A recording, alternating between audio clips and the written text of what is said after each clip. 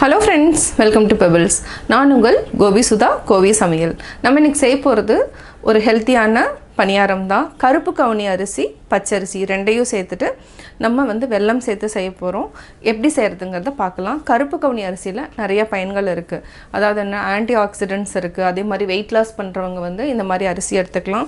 டெய்லியுமே கூட எடுத்துக்கலாம். இது மட்டும் இல்லாம நான் கருப்பு கவுனி அரிசி கஞ்சி எப்படி செஞ்சிருக்கோம் அப்படிங்கறதையும் நான் இந்த வீடியோல description boxல கொடுத்தறேன். நீங்க பார்த்து தெரிஞ்சுக்கோங்க. கருப்பு கவுனி அரிசிக்கு பணியாரத்துக்கு தேவையான பொருட்கள் என்னன்னு பார்க்கலாம். இது நம்ம ஒரு 150 grams எடுத்துக்கலாம். அதே அளவுக்கு பச்சரிசி, அதாவது மாவு பச்சரிசி எடுத்துக்கிறோம். இது 150 grams. அதே அளவுக்கு வெல்லம் அல்லது கருப்பட்டி. நான் இன்னைக்கு எடுத்துக்கிறது கருப்பட்டியை துருவி வச்சிருக்கேன். இது கூட நம்ம 2 பழம் சேர்த்துக்கலாம். இது ஆப்ஷனல் தான். இது கூட கொஞ்சம் ஏலக்காய் சேர்த்துக்கலாம். இந்த கருப்பு கவுனி அரிசியை நம்ம 7 மணி நேரம் மினிமம் ஊற வைக்கணும். நான் ஆல்ரெடி ஊற வச்சிருக்கிறேன். பாத்தீங்கன்னா இது 7 hours நான் ஊற வச்சிருக்கிறேன். அதாவது 7 hours பச்சரிசி லேட்டா தான் நான் ஊற வச்சிருக்கிறேன். இந்த கருப்பு கவுனி அரிசி மட்டும் நான் 7 மணி நேரம் ஊற வச்சிருக்கிறேன் மொத்தமா. பச்சரிசி 2 மணி நேரம் ஊறினாலே போதும். இதே அளவு தான் நான் ஊற வச்சிருக்கிறேன். இப்போ இது நல்லா வாஷ் பண்ணிட்டு நம்ம அரைச்சுக்கலாம். அரைச்சிட்டு கூடவே கருப்பட்டியும் நம்ம ஆட் பண்ணிக்கலாம். கருப்பட்டி, ஏலக்காய் அது என்னென்ன ஆட் பண்ணலாங்கிறத நான் சொல்லிடுறேன். ஃபர்ஸ்ட் நம்ம அரிசி அரைச்சுக்கலாம். தண்ணி நிறைய ஊற்ற வேண்டாம். ஏன்னா வெல்லம் போகிறதுனால அதுலேயே கொஞ்சம் தண்ணி விட ஆரம்பிக்கும். நம்ம ஊற வச்ச அரிசியிலேயே ஒரு கொஞ்சமாக இந்த அளவுக்கு தண்ணி இருந்தாலே போதும். இந்த தண்ணியவே நம்ம ஊற்றி அரைச்சிக்கலாம். தேவைன்னா கொஞ்சமாக ஆட் பண்ணிக்கலாம். இப்போ நம்ம பச்சரிசி, கருப்பு கவுனி அரிசி ரெண்டையுமே அரைச்சிட்டோம்.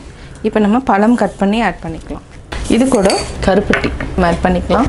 இப்போ நம்ம பாத்திரத்தில் மாற்றிக்கலாம். இதுக்கு நம்ம 1/4 டீஸ்பூன் அளவுக்கு ஏலக்காய் சேர்த்துக்கலாம் வாசனைக்கு. இது நல்லா மிக்ஸ் பண்ணிக்கோங்க. இதுக்கு என்னென்னா நம்ம சோடாவோ எதுவுமே ஆட் பண்ண வேண்டியதில்லை. கொஞ்சமாக தண்ணி மட்டும் லைட்டாக ஆட் பண்ணிக்கலாம். இதுவே ஓகே தான். பட் இருந்தாலும் ஒரு 2 டீஸ்பூன் அளவுக்கு தண்ணி ஆட் பண்ணிக்கலாம். நல்லா மிக்ஸ் பண்ண விடுங்க. கருப்பட்டி பார்த்திங்கன்னா ரொம்ப கரெக்டாக இருக்கும்.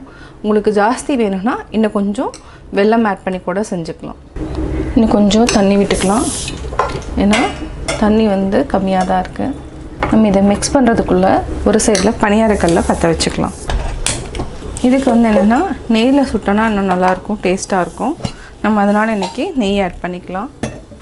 ஒரு சைடில் நான் கீ நல்லா உருக்கி எடுத்துக்கிறேன். கீ அல்லது ரீஃபைண்ட் ஆயில் இது ரெண்டுமே நல்லாயிருக்கும். இப்போ பார்த்திங்கன்னா இப்படி இருக்கணும். இது என்னென்னா சோடா உப்பு நீங்கள் ஆட் பண்ணிங்கன்னா என்னென்னா ரொம்ப சாஃப்டாக இருக்கும். அதுவும் நல்லாயிருக்கும். நான் இன்றைக்கி சோடா உப்பு ஆட் பண்ணாமல் தான் செய்ய போகிறேன். நீங்கள் தேவைன்னா கொஞ்சமாக ஆட் பண்ணிக்கோங்க. இப்போ நம்ம நெய் லைட்டாக உருக்கிட்டோம். உருக்கிட்டு எவ்வளோ தேவையோ நம்ம அவ்வளவு நெய் விட்டுக்கலாம். ஃபஸ்ட்டு நம்ம இந்த சைட்லேருந்து ஊற்றிக்கலாம். சீக்கிரமாக வெந்துடும். இது ஹை ஃப்ளேமில் வைக்காமல் ஆக்சுவலாக லோ ஃப்ளேமில் வச்சு தான் வேக வைக்கணும். அப்போ தான் உள்ளே இருக்கிறது எல்லாமே நல்லா வேகும். இப்போ நம்ம மூடி வச்சுக்கலாம். இப்போ செக் பண்ணலாம். பார்த்திங்கன்னா நல்லா வெந்துடுச்சு. இப்போ அப்படியே திருப்பி போட்டுக்கலாம். இப்போ நம்ம கொஞ்சம் ஹை ஃப்ளேமுக்கு மாற்றிக்கலாம். இது 1 நிமிஷமாவது நல்லா வேகணும். அதுக்கப்புறம் நம்ம எடுத்துக்கலாம். நல்லா வெந்துடுச்சு. இப்போ நம்ம ஒன்று ஒன்றா எடுத்துக்கலாம். அது என்னென்னா எண்ணெய் ரொம்ப குடிக்காது, அப்படியே இருக்கும்.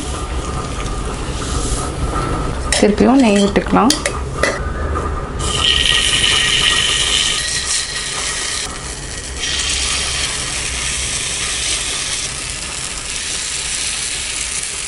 இப்போ நம்ம மூடி வச்சுக்கலாம். இப்போ எடுத்துக்கலாம்.